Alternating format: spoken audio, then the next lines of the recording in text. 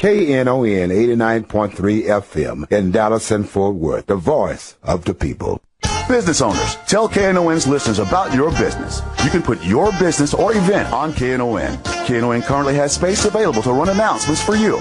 Tell KNON's listeners about your goods, services, nightclub, concert, or event. Help keep the voice of the people on the air while putting your information on the air.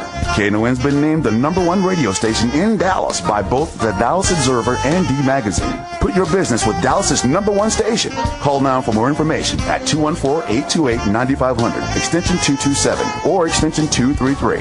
For more information, go to knon.org and click on the Run Spots on KNON page. It's a great way for your business to support community radio while letting more people know about you. Good morning, it's the Worker Speaks, the show about workers, right, Bonnie? That's right. Bonnie Mathias, my friend Gene Lantz. Today at 11 o'clock, rally against corruption in Clyde Warren Park, downtown Dallas. At noon, now you're going to have to hurry to get from one to the other. At noon, rally for immigration reform at Lou Sterrett on Riverside Drive and Commerce Street. That's actually, most people don't call it Lou Sterrett. Most people call it the jail. But well, that would be appropriate. Yeah. But this is a national day of action called by the AFL-CIO for immigration reform, which is quite significant. Because the AFL-CIO for about a century was opposed to immigration reform. Mm-hmm. And in 1999 they got wise and changed, and now they're very much in favor of immigration reform, and they're called a National Day of Action today. Lou Sterrett at Commerce and Riverside Drive, that's also known as Industrial, and that's at noon today.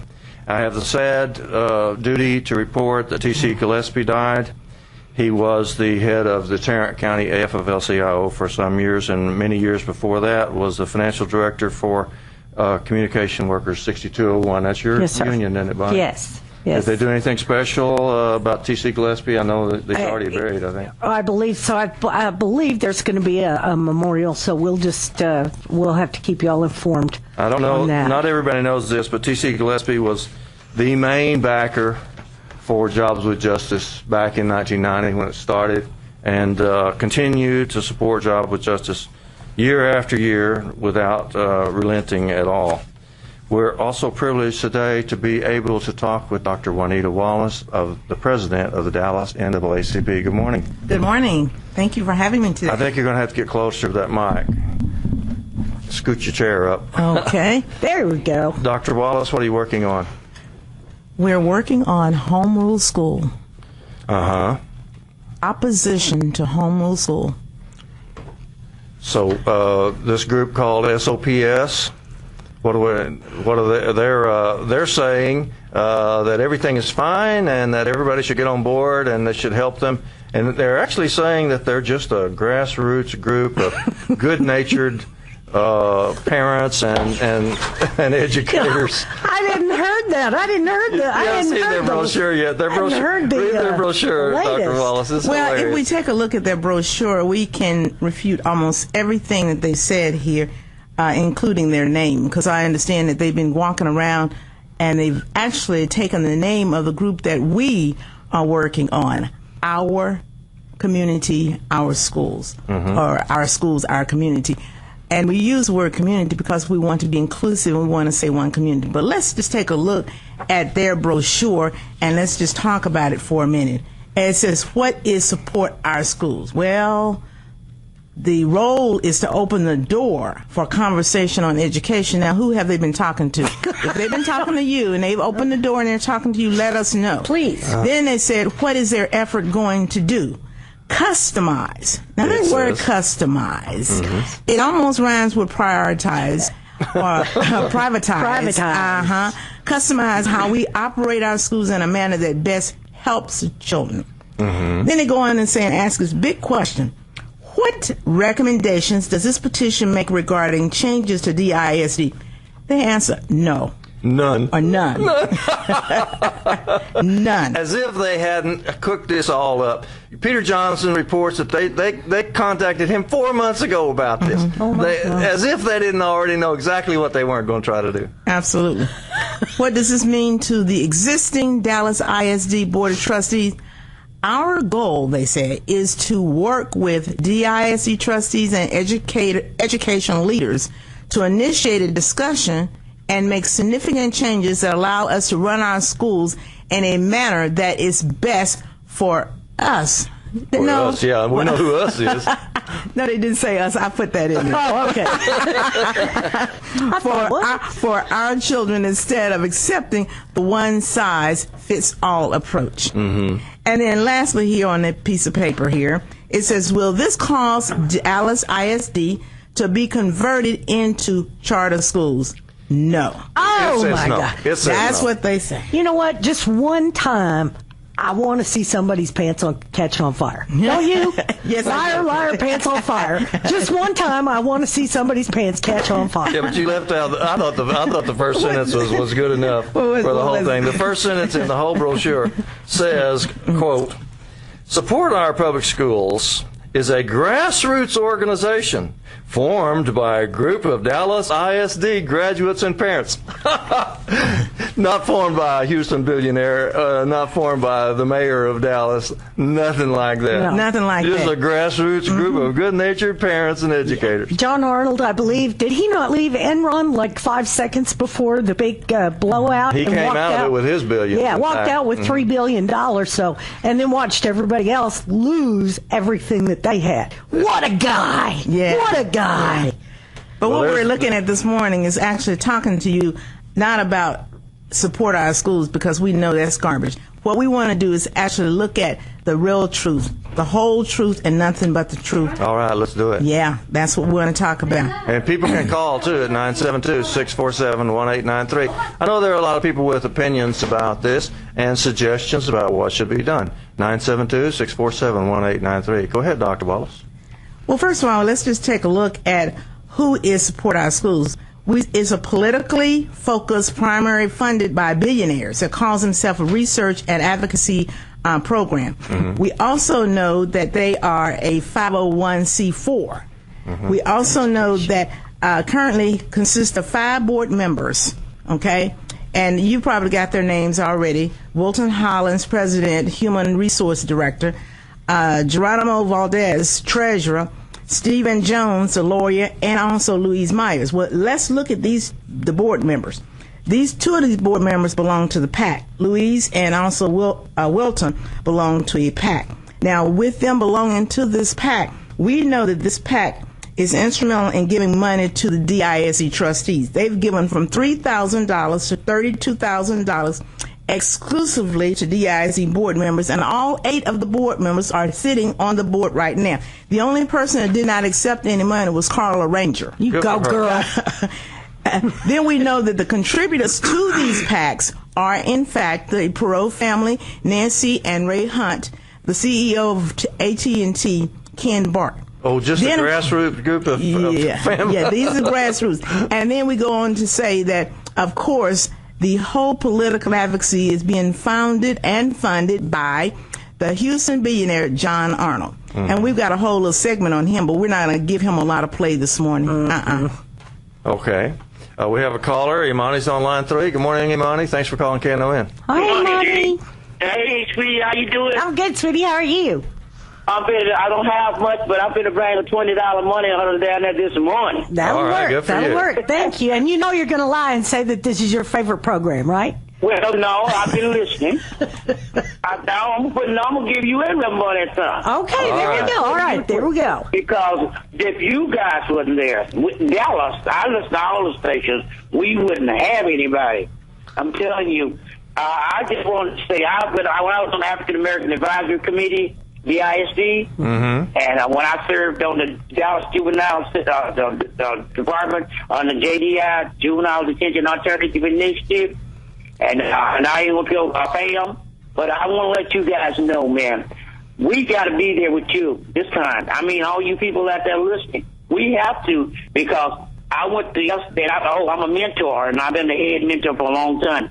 I went to school yesterday with a kid, the 4-year-old child out of, I can't call the school's name, I could get sued, but it's one of those schools that they're trying to make Dallas out of. They kicked a 4-year-old child out. He kicked and licked the teacher, and the only recourse she had, I I brought him out and I took him behind the woodshed and I straightened him up. But they're not going to let the kid back in school. Mm-hmm. But they took all our tools from us, and the only tool we have now is the police and with the billy club and the Governor Perry with the electric the illegal injection. They don't mind killing them. But you're right about that. You tell us more about what we need to do, because this is it's not about race. No, sir, it is not. It's about the poor and the rich. And the rich is dominating. They don't care what color you are. Nope. But I've served on all these boards, and y'all know my resume, but all I can say is this. I'm bringing my $20 money order down there to you, and I'm going to give $20 money in, because this is serious. I wish I had 200,000 like the Cocoa Brothers. All right. Thanks so much for calling. Thank you, Imani. Thank you. Let's get back to Dr. Wallace now, and the SOPS, which has been a friend of mine named Morris Freed, has interpreted the name of it, and he calls it Sabotage Our Public Schools, which I thought was pretty good. I love that. Sabotage Our Public Schools. That. SOPS. That's right. Absolutely. Well, we do know that there are, for the home rule school, which is in fact a law that came into effect like in 1995, there are rules and regulations in order to transition from the regular school district or independent school district to a home rule school. So it says that, and here's the part that I'm really concerned about. It says that 25,000 voters, but they're about to sign a petition. Now, if you've seen people around town with those shirts on, support our schools, and you've been signing those petitions, here's what you can do. You contact the Dallas NAACP, and we'll give you the number throughout the show, so that you can let us know, because you can withdraw your name from that petition with the affidavit. We've got the affidavits. And when I say we, I'm talking about coalition. There are about 15 organizations that have come together that's working on this, because they truly believe that we need our children, our communities. That's right. But when you look at that, step number one is to get the petition requesting a charter. Now, the other option, or they can get 2/3 of the board to adopt a resolution ordering the charter. Then you got number 2 step. Trustees then appoint a 15-member committee. The committee must reflect the racial, ethnic, and socioeconomic. Then number 3, the majority of the committee must be parents. Now, I'm just wondering how they're going to do that. Uh-huh. All right. Okay. So I can tell you how they're going to do that. They're going to find a bunch of folks in North Dallas that have kids in public school who are above the median income, and that's who they're going to put on the board. Okay, but they don't have to have kids in the public school. That's another. Oh, well, and that makes it so easy. Lots of members of the Hunt family are parents. Carl's on line 4. Let's hear what Carl has to say about this. And you can call us at 972-647-1893. Good morning, Carl. Good morning. Yes, really, isn't this all boiled down to those contracts, those school contracts? And one other thing about the difference between poor kids and rich kids in the schools, look like the poor kids are tested, and the rich kids are taught. And I'll hang up and listen on your comments. Yeah, the testing is a really big issue in this. Yeah. Go ahead, Dr. Wallace. So we will have contributors. Well, following the appointment of the committee, the group has 1 year to draft a charter to structure a new school district. Mm-hmm. Now, if the charter is found by the Texas Secretary of State to contain change in governance, and of course, you notice in that brochure they talked about the change in governance, which going from single-member district to some other kind of configuration, then the United States Department of Justice for the District of Columbia to ensure the charter does not violate the Voting Rights Act. So we're going to be looking at that very closely, too. Then the Texas Commission of Education grants final approval before the charter is presented back to the electorate for a vote. Between the election announcements and the election, the charter must be distributed to all schools in the district, and election notices must inform voters of how and where to locate a hard copy of the document. Well, they got the money to do that. Finally, a minimum of 25%. Now, here's the thing we have to watch. 25% of registered voters must participate in the election for or against the home rule school states. So it's very easy. If they have the election in November, 25% of the citizens of Dallas could make a decision on what your kids do, where your kids go to school for the next X number of years. Right, and if it comes to that, then we're saying to every citizen, you cannot afford to stay at home that day. That's right. You cannot. You must vote with everything you've got in you. That's right. And then, of course, they talk about community involvement, and the home rule takeover is actually minimized. For example, there does not appear to be a challenge process in the law rooting the signatures, and we're looking at that. Now, how can you could sign for me. You could really put my name down. What? I had a friend sign because she knew very well that she was not in DISD, and they didn't ask her. They're supposed to ask her according to their website, but they did not ask her. They're just trying to get signatures. I guess they're getting paid so much for each signature. Well, they were being paid $20. Now they've gone up to $50, I understand. And damn, I need a job, man. They've gone up to $50 because one young man came to us and said he's been having a hard time in a certain area. He had been there for 4 hours and only had gotten 3 signatures, and the people that signed, they really didn't hear what he had to say because he didn't say anything. They just signed. Yeah, if you say anything, it won't do it. Absolutely. So you just sign anything, huh? The cockroaches don't like the light. Oh, no, they do not. Go ahead, Dr. Wallace. Well, what rules would Dallas not be free from in the home schools? So we have to look at what are the advantages and what are the disadvantages. Now, they must report PEIMS annually. They must follow the state school finance law. Retirement systems offered to current teachers and students must continue to adhere. That's about the only thing that they must do.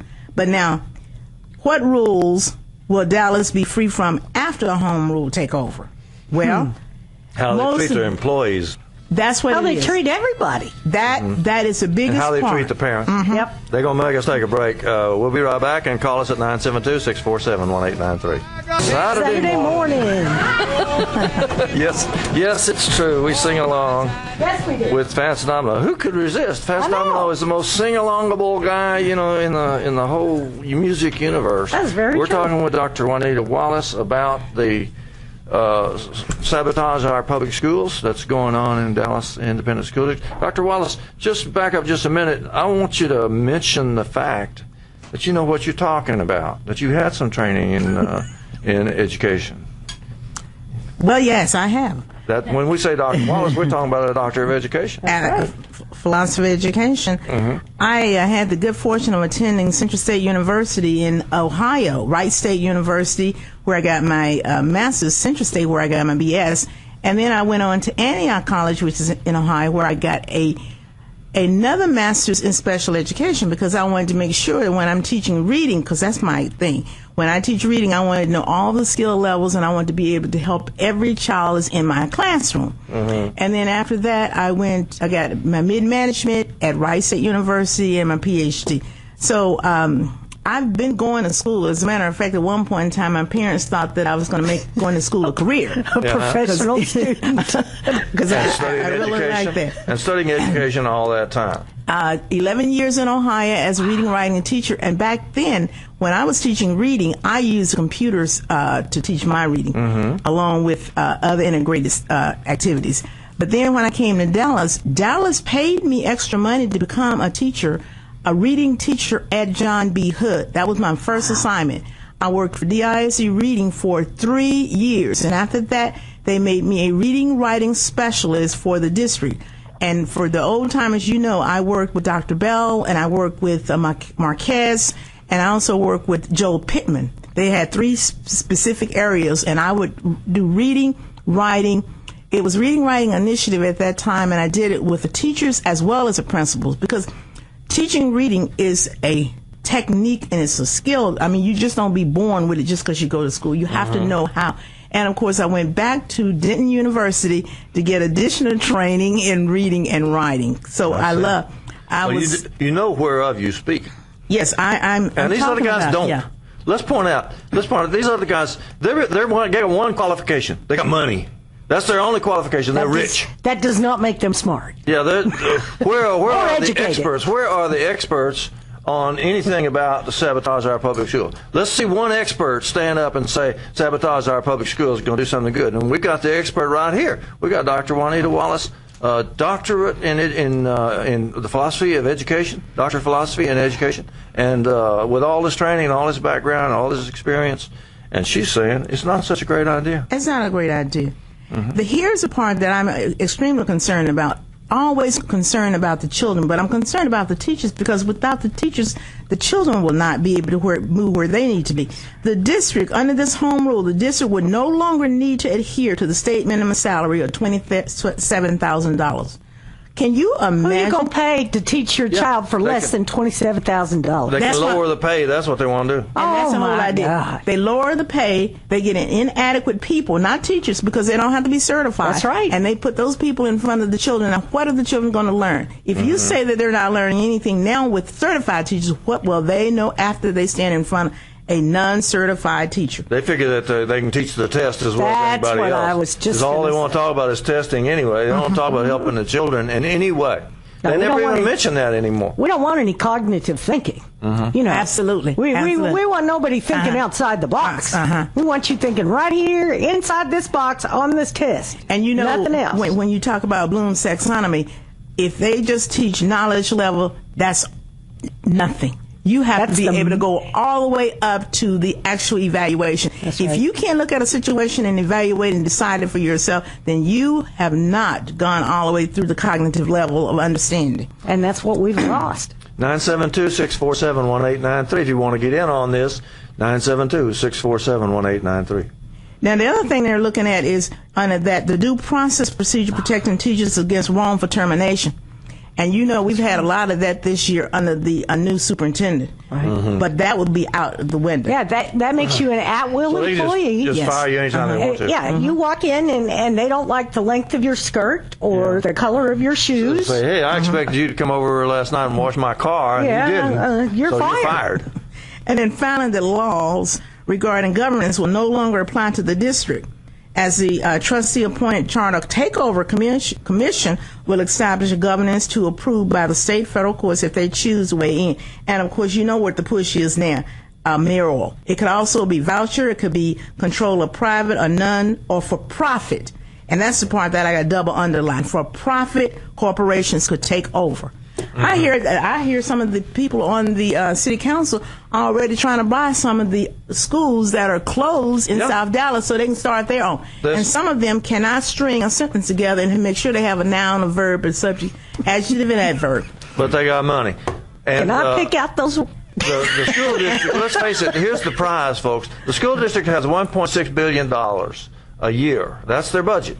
Yep. But not only that, they hold billions and billions of dollars in real estate, which people could get their hands on. All they got to do is close the schools and then put it up for auction. That's it. And the big money wins out over everything. So this is all about money. Go ahead. Well, we asked a question. If they want to make the school district better, we ask the question, is home rule takeover necessary? Yeah, does it do anything? Every one of the questions, there is no.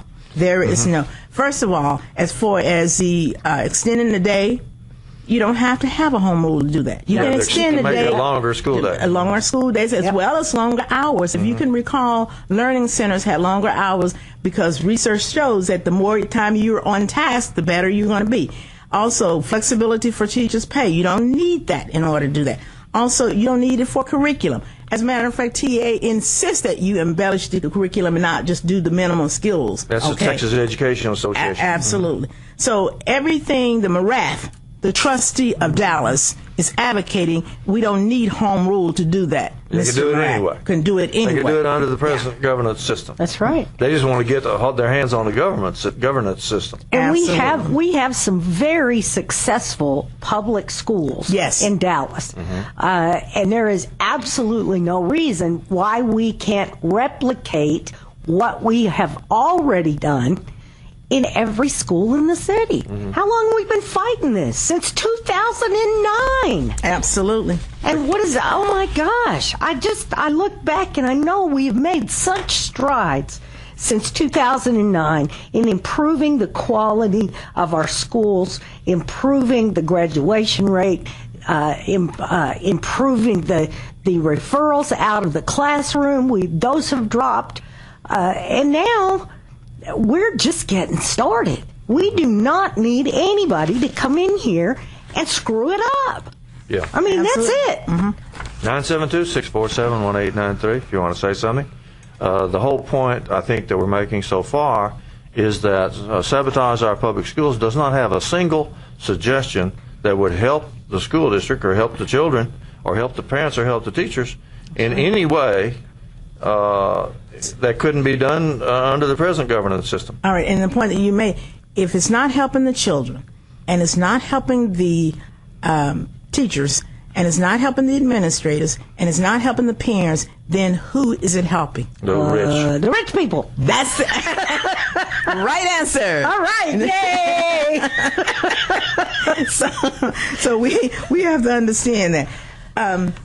Is a charter district takeover more democracy or local control or less? Less. All right then. Less. All right By then. far. First of all, the first petition must be signed by almost 25,000 people. Now that's nothing. No, you got money. Then an elected school board appoint community members to chair the commission, and finally the charter becomes approved and placed on the electric, again in the form of a referendum where at least 25% turnout is required. I mean, I don't mean to be a killjoy here. But when was the last time 25% of the registered voters in Dallas actually got out and voted?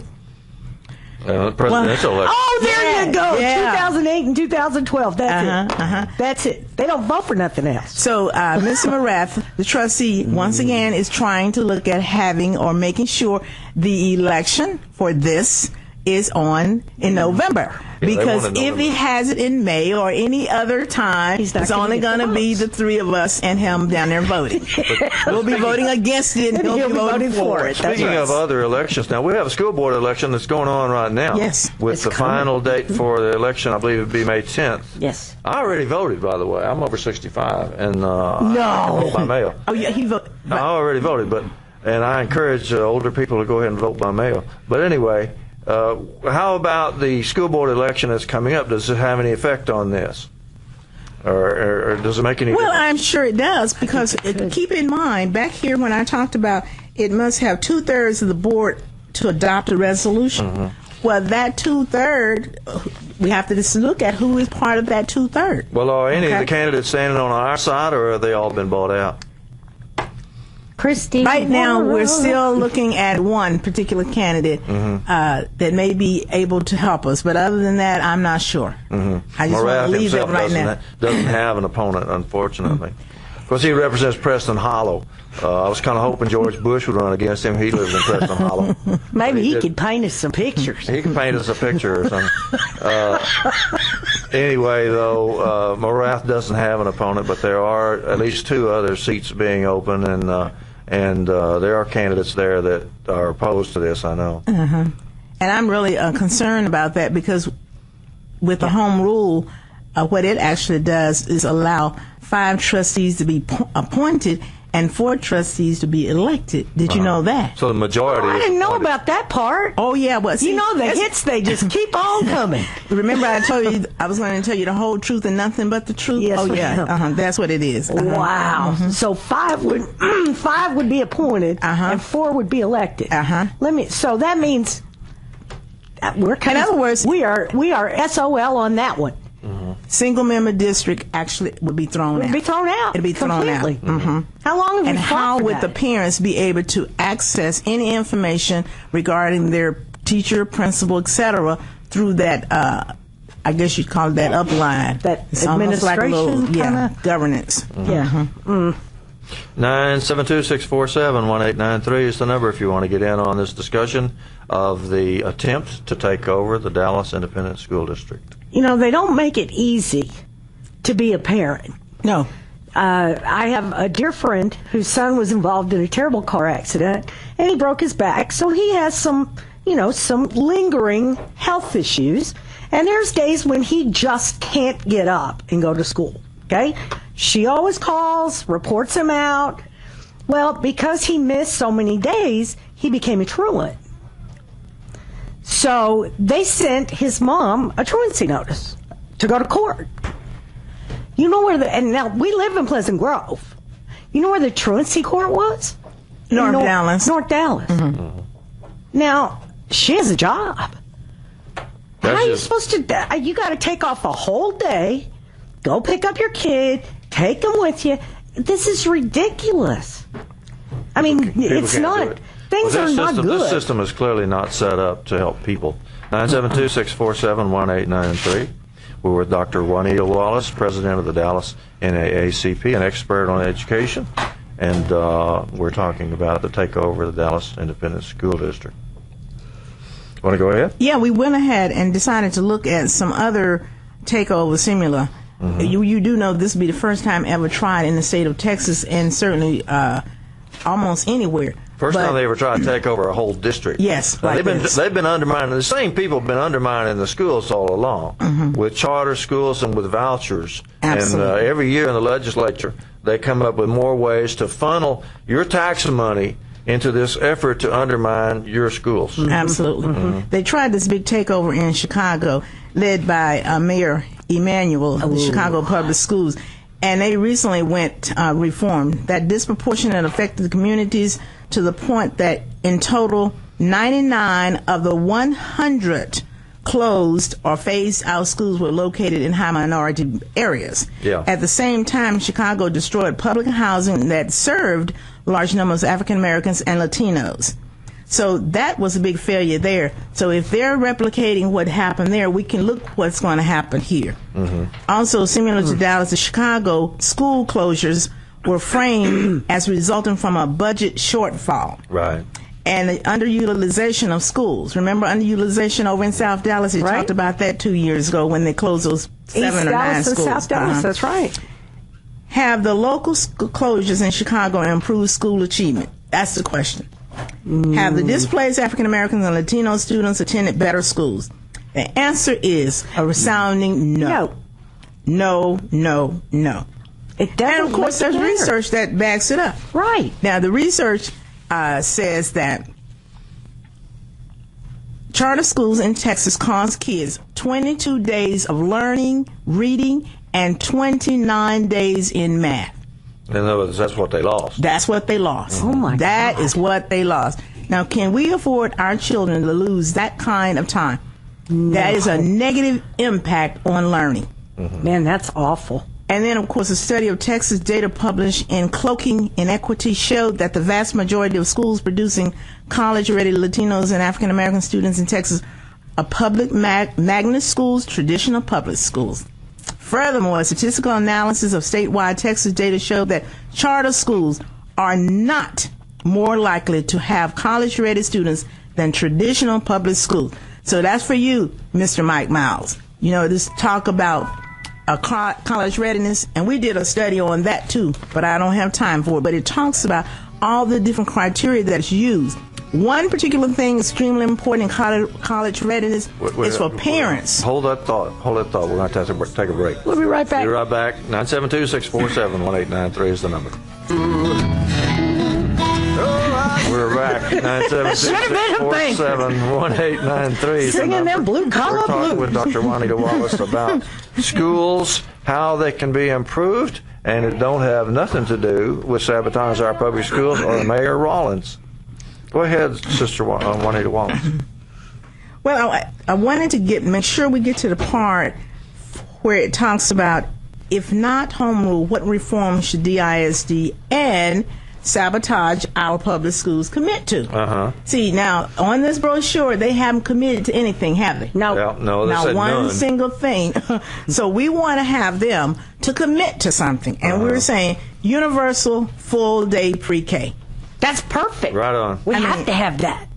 There are very few gold standards reforms in the research literature. However, pre-K is one of the educational policies with demonstrative empirical evidence supporting its implementation. Okay. Full day showing impact than half day for Latinos and African Americans. The National Education Policy Center recently released a brief summarizing the academic and fiscal money benefits of universal school. San Antonio should be commended as their community is leading the state by investing in the pre K for SA initiative. That's everybody. what for everybody. And that's what we need. We know how impactful and how helpful Head Start has been. Absolutely. Since, I mean, those are incredible facilities, and they do so much. So, absolutely. And in DISC, when my grandson was going, he's grown now, but he was going. They had what they call Fresh Start, and that was before preschool. He would go there and learn how to interact with the kids and talk and do all kind of fun stuff. I'd be sitting over there in the corner sort of watching, but at any rate, I would see what was going on. The other thing we have to look at is class size reduction.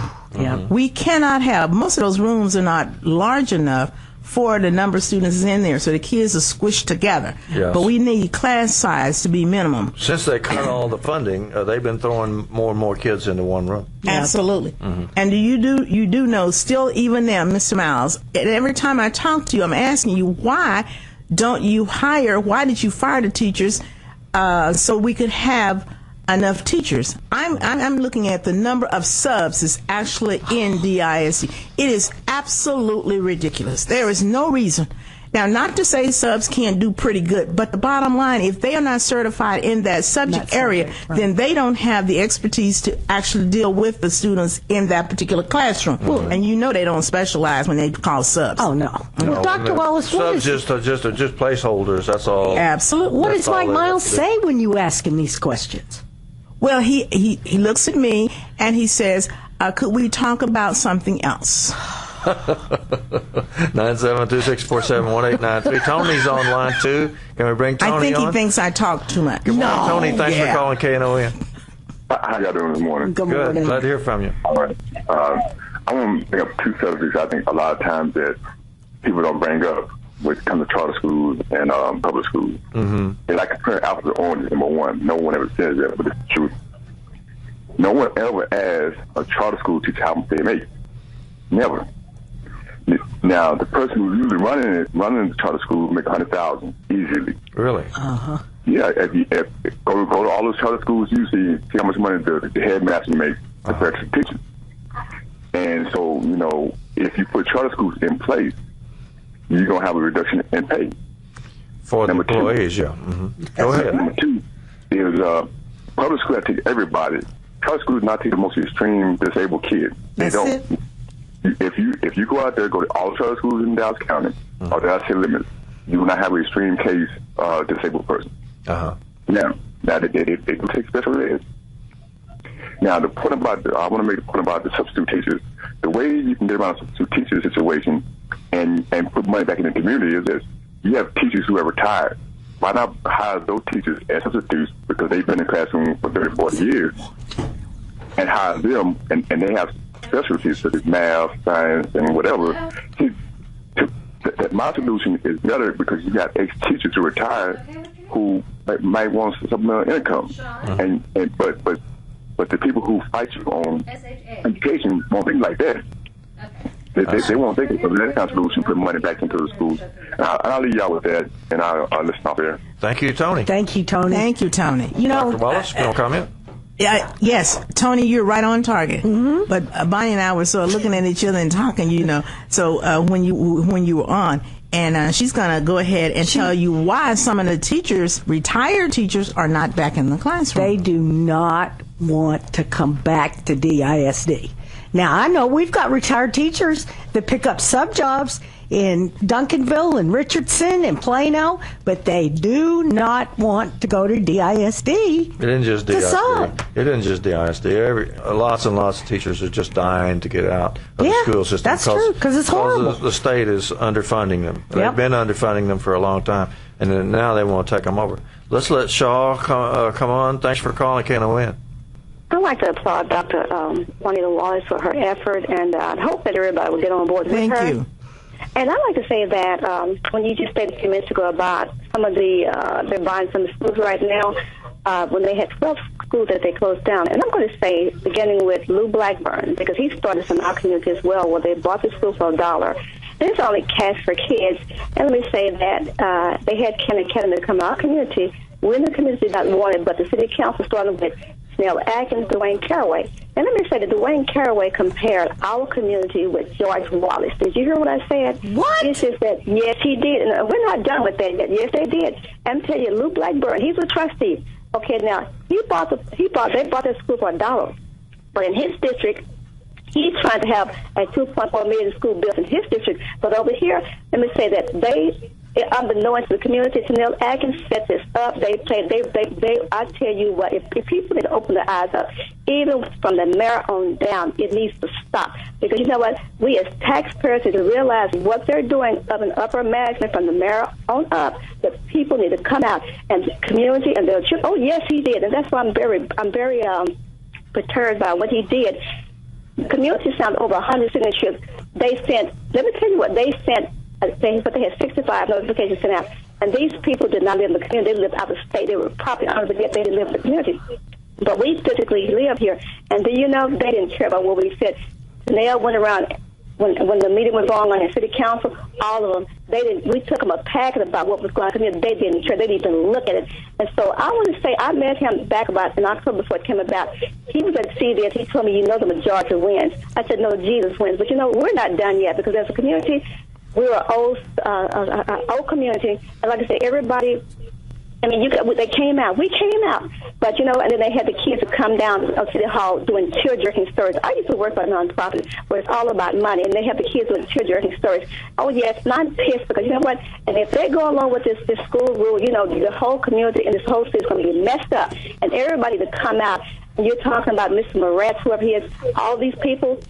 They say, I like what Steve Blow said about the geriatric mod squad, I think it was Curtis Norman and all those guys. Oh yeah, who needs them? Okay, you need some new people, new friends. Dr. Wallace, I applaud you, and I hope everybody's on a bandwagon, and I hope you leave a number of people come out and hear what you have to say, and I appreciate you.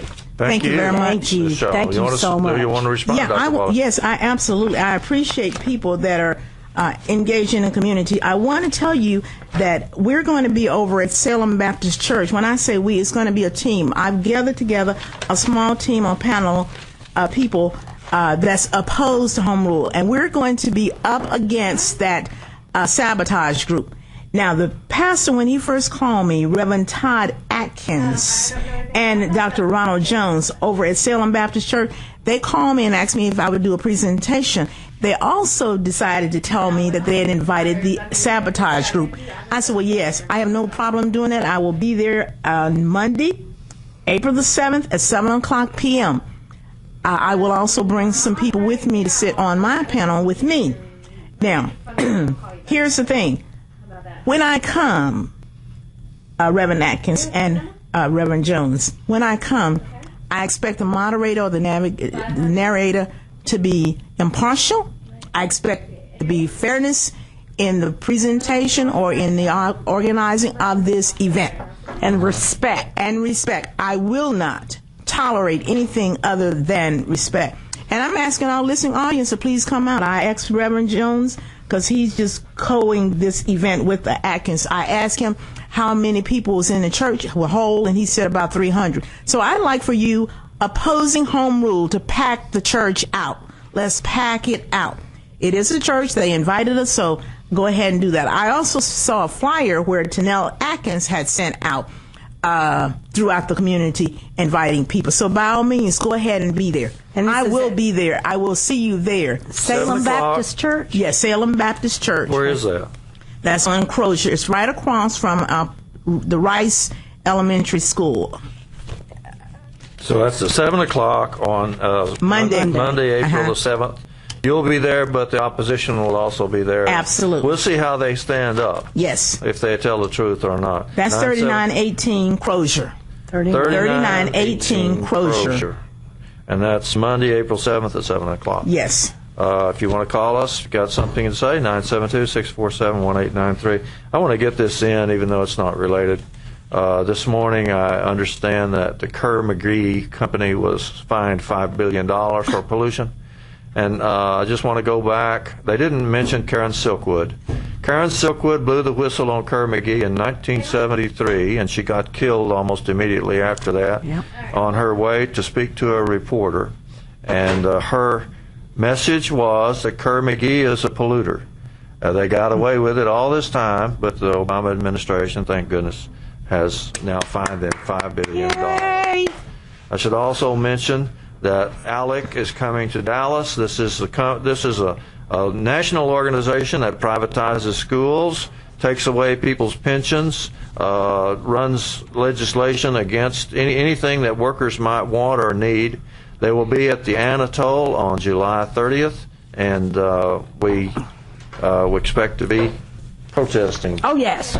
972-647-1893. You want to put Shaw on? She's on line 2. Good morning. Thanks for calling. And I'd like to say again, please do not trust Tanel Atkins, because he did our community the same way. He came out unbeknown to the community like he was going to help us, but he set us up. So please do not trust anything Tanel Atkins says, because I do not trust him. If I could hang him up, I'd do it. So you have a blessed day. All right. Thank you. You want to respond, Dr. Wallace? I don't know that much about Tanel Atkins. Well, he's on the city council, and she said she sold them. They said that he sold them out. Well, there have been reports from a lot of different community people that have said that to me. And of course, some of it's been documented, because I never get out and say anything about anybody unless I can back it up. And it has been documented, so we just have to go with that. I see. We're about running really low on time now. You were talking about school reforms that can be done. I wanted to quickly make sure everyone understands that qualified teachers for every child.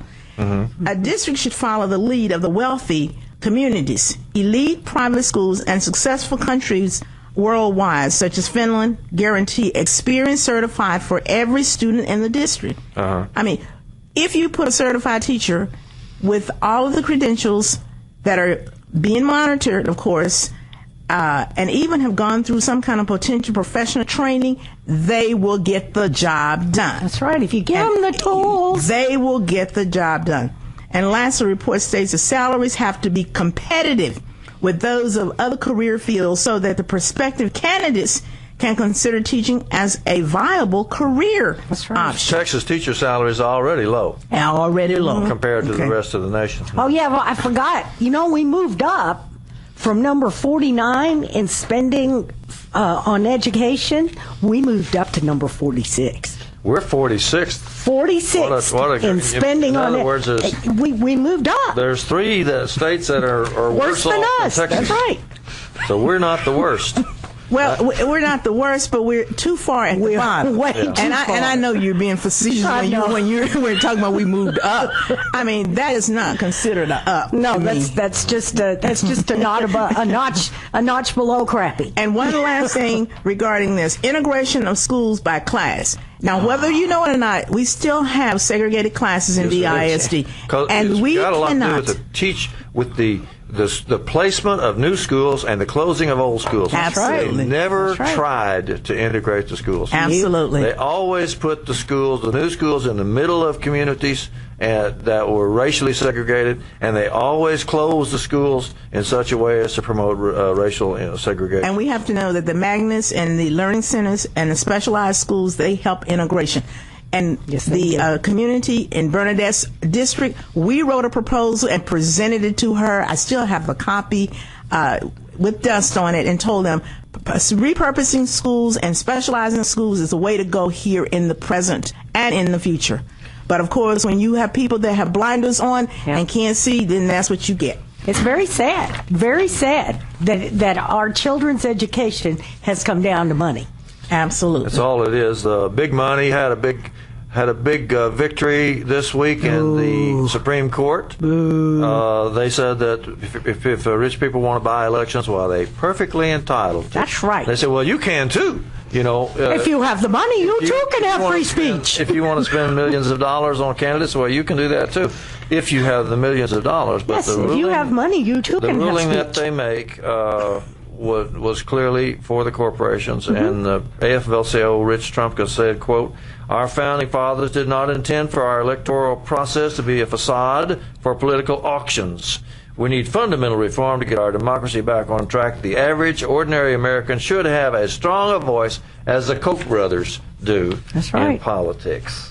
But the corporations are trying to take over everything, and they're trying to take over the Dallas Independent School Absolutely. District. And if you're next week, I'm going to be bringing a list of products and companies that the Koch brothers own. And those, because they're going to boycott. Some That's people right. are calling a boycott. That's right. Call for a boycott for what these people own. Stop lining their pockets and the pockets of our politicians with your money. These are the billionaires taking over our political system with the help of the Supreme Court and certain politicians. We're running out of time. Dr. Wallace, last words? Last words. The only thing I can say is that we as citizens, we as educators, we have to stand together on these issues. And we have to understand when we're dealing with people that have very little morals or very little ethics, we have to call them out. We have to call them out and call them what they are, the bottom line. We have to call out the mayor, we have to call out the trustees, and we have to call out the city council people. Thank you very much. Thank you, Dr. Juanita Wallace. Thank you, KNON listeners, for being with us. We'll be back next week. KNON 89.3 FM in Dallas and Fort Worth, the voice of the people. Business owners, tell KNON's listeners about your business. You can put your business or event on KNON. KNON currently has space available to run announcements for you. Tell KNON's listeners about your goods, services, nightclub, concert, or event. Help keep the voice of the people on the air while putting your information on the air. KNON's been named the #1 radio station in Dallas by both the Dallas Observer and D Magazine. Put your business with Dallas's #1 station. Call now for more information at 214-828-9500, extension 227, or extension 233. For more information, go to KNON.org and click on the Run Spots on KNON page. It's a great way for your business to support community radio while letting more people know about you.